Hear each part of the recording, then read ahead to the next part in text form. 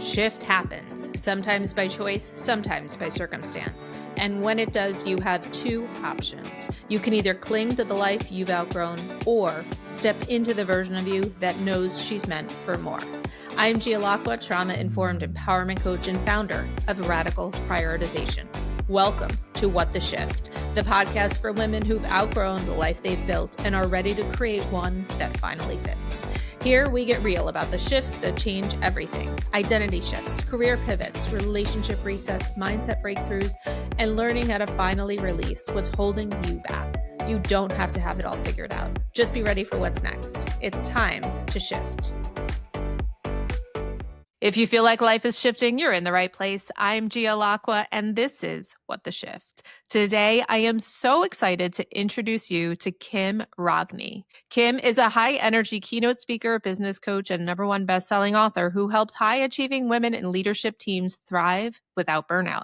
After 25 years of leading top-producing real estate brokerages, Kim founded For the Love Of, also known as Flow, a personal and professional development company that hit 6 figures in its first year. She's now spoken on 30-plus podcasts, led trainings for leadership teams, and delivered keynotes for audiences of 350. Through her signature coaching frameworks, relatable style, and action-packed resources, Kim inspires ambitious professionals to lead boldly, live intentionally, and grow with joy. Flow's mission is simple: to inspire, empower, and promote action. Kim, so happy to have you join us today. Welcome to the show. Thank you, Gia. I've been really looking forward to this. I can't wait to dive in together. Yeah, same. So there's a lot of overlap in the work that you and I do, which is awesome. So tell us, why burnout? You wrote a book, you committed your career, the work that you do. Why burnout? Yeah, well, it actually started with a forced slowdown. So I didn't really know that I was in overwhelm or even hit burnout. I just knew the last 25 years, first 15 years I was in real estate sales. The last 10 years I was in broker management. I was the CEO of a multi-million-dollar brokerage where I hired and led a small staff and then had 183 real estate associates under me. But what had happened was I had a skiing accident back in January of 2022. I was out in Breckenridge with my groom of 27 years and my youngest daughter. And I fell, and in normal fashion, my daughter Snapchatted a picture of me to her sister who wasn't with us and was like, ha ha ha, mom down.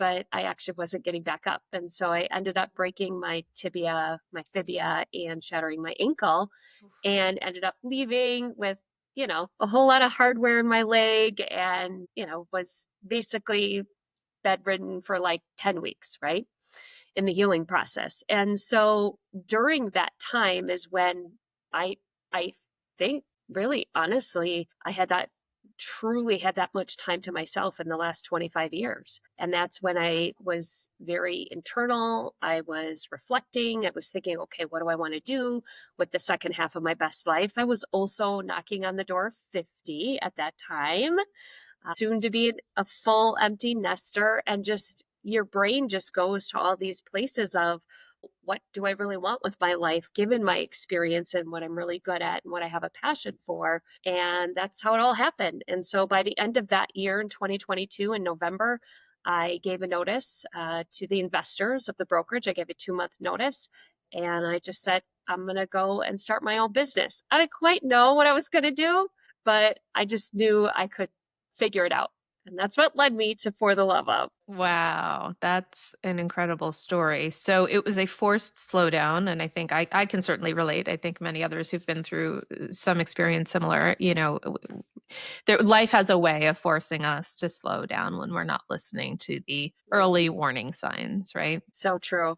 Yes, for sure. Yeah. So you, in that moment, I love how you said in 25 years, you hadn't actually taken any time for yourself. Yeah. What was that like? Well, and, just being a busy entrepreneur, a high achieving woman, raising 2 daughters, married to a firefighter who, when he worked, it was 24 hours, 48, 96, a third of the year was a single mom. I mean, I just only knew how to work on, full speed, as they say, full speed ahead, right? The interesting part, though, when I did reflect, it as much as I achieved, I felt like I would never get anywhere. I just felt like I kept adding, doing more, more, more, more. It reminds me of the book, The Gap in the Gain, where as high achievers, we tend to live in the gap and we're always moving the horizon. And which is really sad. It would be great to go backwards and actually marinate in the successes that I did have. But I just think I didn't know how. I also think I was a little addicted to drama, chaos. I love the real estate industry. It will always be in my heart. Probably 50% of those that I coach are in the real estate space, but it can be a very stressful, drama filled industry. And I loved it. I loved when people would come to my door as the CEO and have a problem that I could fix. And I only knew how to just live in that constant chaos, if you will, Oh my like gosh, an addiction. yeah, there's so much there I want to dive into. So in the work I do, I talk about this never enough cycle, which is what you just described. It's we're constantly going, doing, achieving, accomplishing. And when we hit that goal, we're on to the next thing. We don't stop to celebrate. We don't stop to recognize. We don't share, right? We don't relish in the moment. We're on to the next fix. We're looking for the next dopamine hit and the next Yeah. target. And so it is a problem, and we do become addicted to that hustle. So I appreciate you calling that out. And that addiction, I know a lot of it, for a lot of us, busyness tends to be a coping mechanism. And then at some point it just becomes habit, right? It's habitual. And then it's like, this is what I know. This is all I know. This is what's driven my success. Why would I do anything different? And that habit also becomes very challenging for us to break. But I think recognizing that it is something that we can change and that there is tremendous growth on the other side of that when we do. So you talk about shifting from hustle to harmony in the work that you do. What would you say what were the mindset rewires that you had to make when you stepped out of that hustle culture? Because many of us, like you described, are sort of addicted to that hustle and the drama and the solving problems. Right. Well, it first started with just the simplicity of calm with myself, a little less demand on myself, allowing myself some peace and quiet and thinking time. And so, one of the things that I committed to immediately when I started my business for the love of in January of 2023 is a morning routine. I kind of had a morning routine, I kind of didn't. Inconsistently, consistently journaled, as I like to say. I, you know, kind of did breathing. I mean, I've always been a yogi, but not really intentionally. And so I decided day one that every morning I would journal, and with some journal prompts that I had stolen from a podcast that I listened to. I don't even remember what it was from, but got a little dollar notebook. And every morning I would write out these 3 journal entries, and I would visit my word of the year. And I would think about what my word of the year at that time, which was confidence. I'd visit that and think to myself, okay, what does that really mean as I go to start my new business? And so that's what I did. It was really following what we repeatedly hear over and over and over again from those that are, 10 steps ahead of me, right? The Mel Robbins, the Brendan Burchards, all of those people, the Hale Elrods who are like, it starts with your mind. And I was always like, I ain't got time for that. I'm a doer. I'm just going to go do and check it off the list. And so that's what I committed to. That's the number one thing that I started with. And then the next thing that I did was I believe that anytime that you're in sales or you're starting a business or whatever it might be that you're doing that is new, is we know that momentum of success or the sale or the close, whatever you want to call it, breathes more success. And so I knew that I had to make money because my income made a difference in our household, as well as having 2 kids in college and the lifestyle we built and, leaving a pretty cushy salary for the last 10 years. And so I got into action. But the action wasn't like, go get your business cards, go create your website. The action was about conversations and finding clients. And I was like, if I can get a client, I know then I can get a second client, then I can get a third client, which in turn will help with my mindset for building the company. And that's the action piece that I talk a lot about as well. Love that. So the pause sounds like it was really important to take that step back and be introspective and reflect. And the journal prompts of really thinking about what I need? I think a lot of us don't ask that question. So yeah, I love the intentional pause, which many of us don't make time for because, like you said, we're too busy doing and going. But it can be super powerful. You talk about how in the job before you left, you were the fixer, I think is Hmm. the word you used.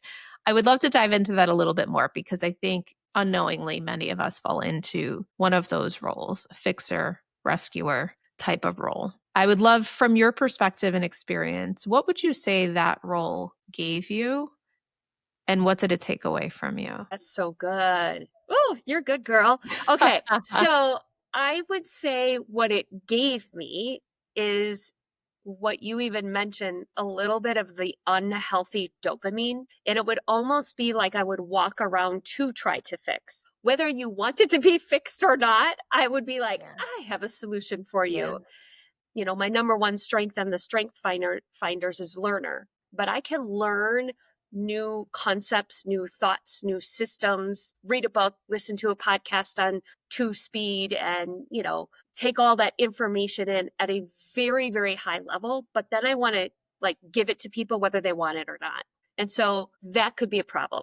I would say what I've now changed and what I have learned from that is being better at asking questions before solving, because sometimes people are coming to you just because they want to talk, they want to vent, and maybe they don't want you to solutionify it, right? And so I would say that was probably one of my biggest takeaways when I slowed down and reflected and looked backwards about, okay, what are the things that I want to take from my 10-year being in leadership and bring them to my company? You know, what are the really great things that I learned, and what are some of the things that I want to change to be a better speaker and coach and author? And it's definitely biting my tongue a little bit more and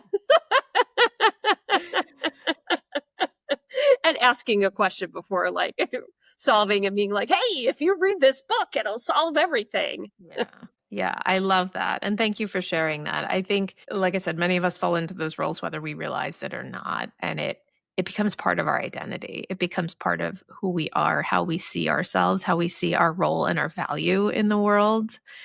And so I think it's a really interesting concept. And a lot of the work I do is based on those archetypes of the fixer and the rescuer. So Yeah. it's an important point. So I love the concept of, your title for the love of. Tell us a little bit more about what that means to you and how does that shape you personally in the way you lead and the way you live. Mm, for sure. So when I first started my company in January of 2023, I named it For the Love of Coaching. And that's where it started. And then little by little, what had happened is I was communicating with my community. I would, send out my weekly e-newsletter and I would title it, For the Love of Freedom, For the Love of Joy, For the Love of Feeling, For the Love of Engagement. And I kept just using the tagline For the Love of and filling in the blank. And so eventually I dropped the coaching and I really sat back and I thought about, okay, what is the mission of our company? What do we want it to be? As you had said in the beginning intro, to inspire, empower, and promote action so that you can go live your best for the love of, you get to fill in the blank, right? Does that mean for the love of healing, for the love of health, for the love of being a great mama, for the love of confidence or whatever. And it's just a great opportunity to be able to kind of wrap my hands around my clients and my audience and say, hey, well, what does that mean to you? And you get to choose. And maybe it changes every day. Maybe it's your word of the year if you do that. Um, and you know what? I like the word love. I I'll be honest, I at first kind of didn't want to use the word because I felt like it was too feminine. Mhm. I was scared to use the Mhm. word. I'll be quite honest. I felt like even when I started my company, I chose the colors black and red. And I was like, I called myself an executive coach. And I was all serious about wanting the world to take me seriously. Yeah. And I felt that I needed to crush my feminine, if you will, and be more masculine, or I wouldn't be invited to the table. And in the end, I was like, wait a second. No, that is me. I love to say, I tell my clients all the time, love you, right? With my little heart or whatever. And the world could use more love. So like fill in the blank and put what you want.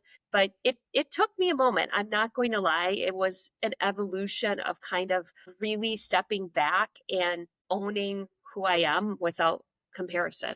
And I'm a woman and I have daughters, and I was just like so denying that piece of my life in a weird sort of way. Yes, I can definitely relate to that. And I would love to explore a little bit more about what shifted or what permissions did you have to give yourself in order to do that? Because I think for many of us entrepreneurs or corporate executives, we do hide parts of ourselves to fit in because we all have that sense of wanting to belong, which is human nature.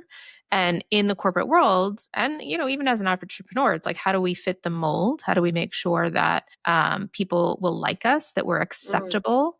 And then, similar, to what you just said, then we realize one day, well, no, wait, actually, these things I'm holding back maybe are my superpowers. Maybe it's what makes me unique. Maybe it's what's going to resonate with another woman, that she will see herself in me. Because when you do that, right, you're also giving, like you said, other women permission, your daughters permission to do the same. So I would love to know what unlocked or what shifted for you. well, for me, what if we go back to the slowdown? What I decided to do was actually listen, like listen and pay attention to who I was attracting. Yeah. And I would go and I would speak, and women would come up to me and, you know, want a hug and say, thank you. You have no idea how much what you said made a difference.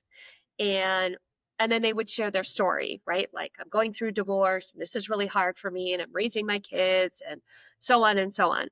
And it took, repeatedly me hearing that to really say, okay, wait, I do have a gift. That is who I'm resonating with. That is who is hearing my message louder than maybe some others. And that's how I ended up owning it. It was more about what was happening on the outside and what it that would not have happened if I was working in my normal rush mode, my normal do mode, my normal comparison mode, my normal, like, oh, that's what they're doing. Now I'm going to do that. It truly was just listening and hearing what what I was receiving and who was replying and accepting it. It's beautiful. And the impact that you are having on those individuals. Incredible. Hmm. So you work with a lot of women in their Hmm. 40s and 50s, they're redefining success. What do you see as the most common challenges, the outdated beliefs or the rules that we cling to? And how do we rewrite the script? Yes, for sure. I also work with a lot of working moms, so they might be a little bit younger in their 30s. And so, if we start with just, first of all, working moms, high achieving working moms, and for whatever reason, something happened between, the 1950s and 2025, where it was the whole women's movement of we can now have it all, do it all, and we can work outside the house if we choose, right? And so if you're choosing to work outside of the house, but where the disconnect I'm finding has happened is the thought or the my worth is still in doing it all, if that makes sense. So I'm going to go to work. I'm going to also work 40, 50 hours a week, but then I'm going to also manage everything in the household and not ask for help. Like, that's my worth, right? That means I'm a great mom. Um, and so I've noticed with when I coach working moms is them learning how to have the communication process with their family, right? Whether it's the kids, their spouse, their partner, or whoever is in their community, in their world that's helping them, that their worth is not in doing it all. So that's one. Um, and also not comparing yourself to somebody if they're the ones that go on Pinterest, right? And make the googly eye cupcakes to bring to the third grade Yep. Halloween party. And you're Yep. like, oh, look at me, I'm a loser because, I don't have time to do that. Like, embrace bringing paper plates, it's okay.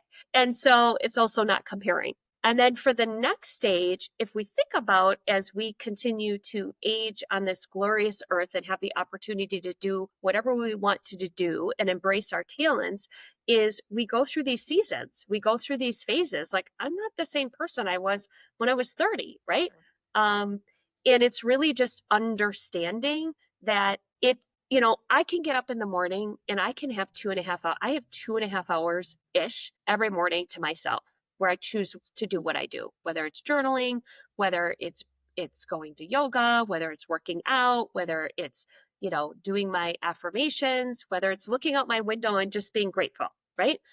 I wasn't going to do that when I was 30, 5 and had two kids, Mhm. 2 and 5 years old, right? And so it's also understanding that you can't have everything all the time because it depends what phase of your life that you're in. And then for anybody who's in their 40s or 50s or my age, I'm 52, is if it's really getting internal with yourself and gaining clarity, right?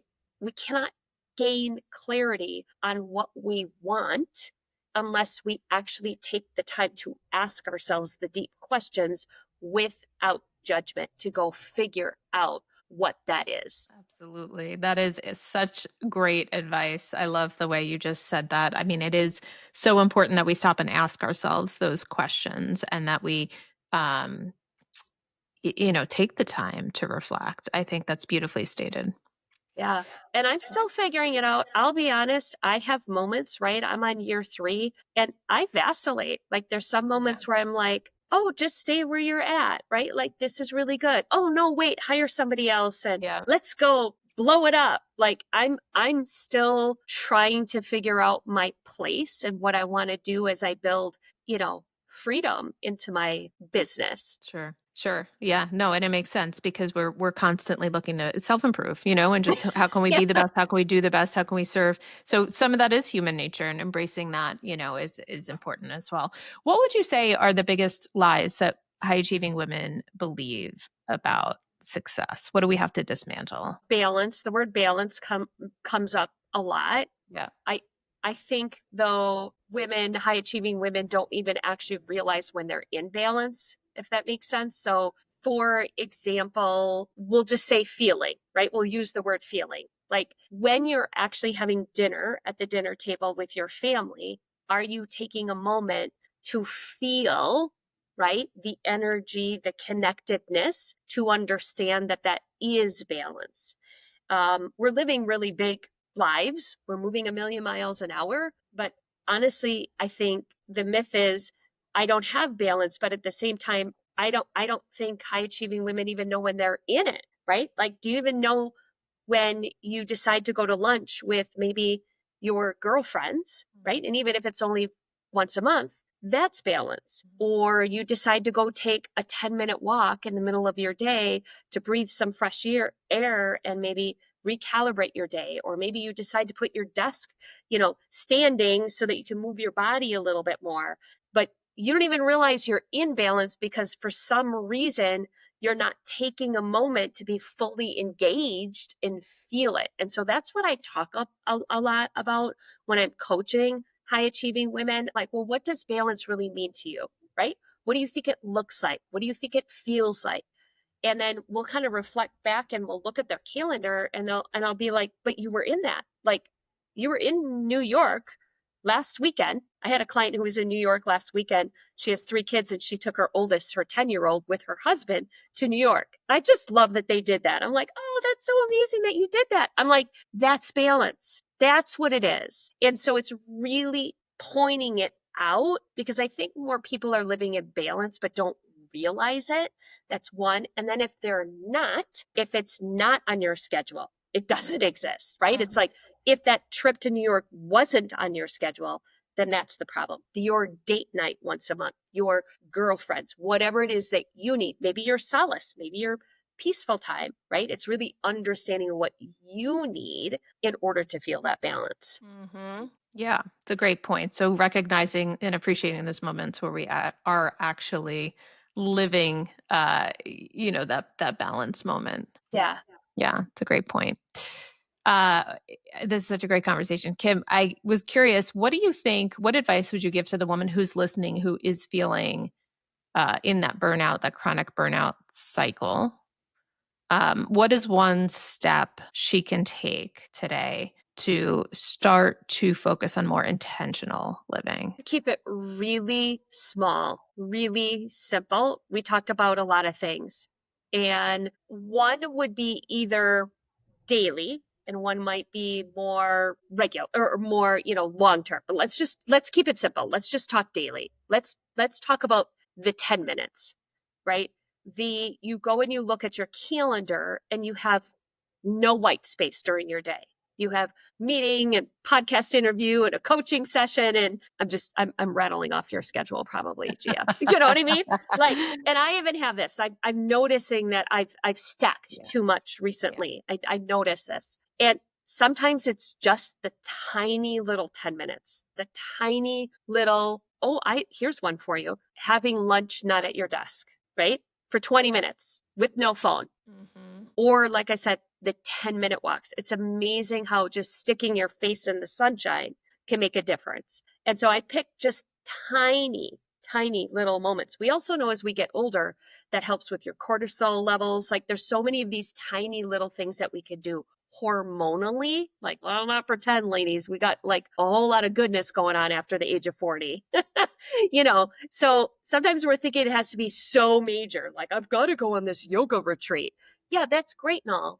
But let's talk about just the tiny things you can do daily. Can you get up 15 minutes early? Like if you know when your entire family gets up, you don't need the 2.5 hours, but how about 15 minutes so you could finish your cup of coffee while it's still warm? Tiny.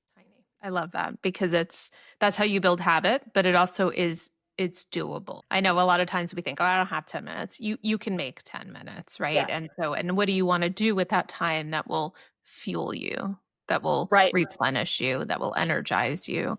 So I think that's great advice. And I tactically, I set timers. Like Yeah. right now, I've got 4 timers set on my phone before we got on here to remind myself like of those things.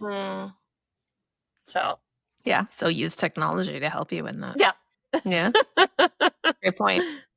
What would you say, Kim, was the one shift that changed everything for you? That's so good. I don't know if I have one. I definitely have, we talked about the forced slowdown.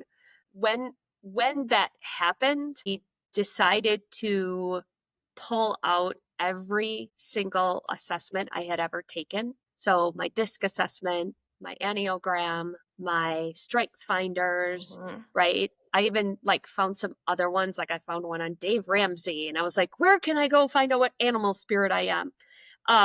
But I took all those out. I printed them.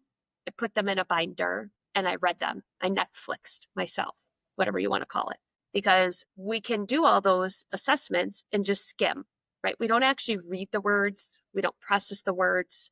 We don't know what they mean. And so my biggest shift was when I read that and I really understood what my natural strengths and my natural talents were and thanked myself for that and how far those took me to then shift and decide what I wanted to do next. So that would be the one thing that I did by myself. And then the other external thing that happened was, and this is almost like, again, paying attention and listening, is I happened to be at a course, and this is right before I had given notice in November 2022. And I want to say it was like October. And I had somebody who came up to me and she was like, hey, how are you doing, with your healing and what are you going to do next? And I was like, I don't know. I think I actually might go align myself with the coaching company, or I might find somebody to work for that, needs a coach, needs a leader. I was still thinking kind of, employee, employer, corporate, that type of thing. And she's like, well, why would you do that? Like, I would hire you as a coach. And it took me, again, hearing it from somebody else that validated it, which is so super sad, but that's really what happened. Sure. And I was like, okay, I guess I can. And so I'm not saying that everybody needs to get that, but I would not have heard that, I guess. I probably would have just been like, oh, yeah, right. I just would have released it from my brain and been like, I got room for that. And so it's really just taking a moment, especially if you're older and me, right? I'm a young 50, but if you've had some experience, success leaves clues. And it's going to look at the clues that have been left for you to do something with them. I love that. I love how in those moments when you were bedridden, what prompted you to say, I'm going to go look at all of my assessments? I don't know. That's so funny that you say that. I have no idea. It sounds so random, but I have to say, how powerful is that? That's incredible. Like, hey, let me let me get to know myself on a deeper level. Yeah. Yeah, I have no idea. I love I it. didn't even know, but Well, I think there's a reason that that came to you. I think that's a great exercise too. It's like, okay, I've done all these things, but let's put them together and see, what they say about me. I love that. yeah, and I love the strength finders and I have no endorsement, whatever. I'd recommended that one to one of my nieces who was applying for a new job. And I had said to her, do you even know how to articulate your strengths? Yeah. Like, do you know how to say them, the words, and really understand if, activator is your number one strength, also what it means, what are your blind spots? So it is super intuitive and super good to be able to articulate the words because our English language is pretty much in a box. We tend to use the same words and we don't know how to describe it. So if anybody's listening and they're like, I think I want to do something different, that is a great investment. It's like $49 or $59. It's so worth it. It's a great investment in yourself to be able to speak with confidence about who you are. Yeah. Yeah. And sometimes, like you said, the whole time you've been talking about how that external perspective can shape how you see yourself. Mm-hmm. Mm-hmm. Right? That's so true. Incredible. Incredible. I love it. Kim, thanks so much for being here today. Where can our listeners learn more about you and the work that you do? Thank you so much, Gia. You're amazing, and I can't thank you enough for what you do. Yes, kimrogne.com, ROGNE.com. You can find some free downloadables there. You can also get a free download from my For the Love of Self journal at Flow, FLO, like for love of, flowself.com. And the journal prompts are in there. And you can certainly get it on Amazon as well. And then my favorite handle out there is Instagram. But yeah, feel free, DM me and, let me know what you're challenged with or you struggled with. And who knows, my number one thing is learner. I'll probably tell you a book to read or give you a download, whether you want it or not. I love it. That's amazing. I want to thank you so much for being here, for sharing your insights, your expertise, and your story. Thanks, Kim. Thank you. And thanks, everyone, for tuning in. We'll see you next week. Now, go make shift happen. Take care. All right, Shifter, that's a wrap on today's episode of What the Shift. But here's the thing. Awareness is just the first step. The real shift happens when you decide to do something with it. So before you go back to business as usual, ask yourself, what is one thing you are done carrying? What's one shift you're ready to make? And if this episode hit home, don't keep it to yourself. Hit subscribe, leave a review, and send it to a woman who needs to hear this, because we shift together. Remember, you don't have to have it all figured out. You just have to take the next step. And I'll be right here next week, ready to shift with you. This is What the Shift, and we are just getting started.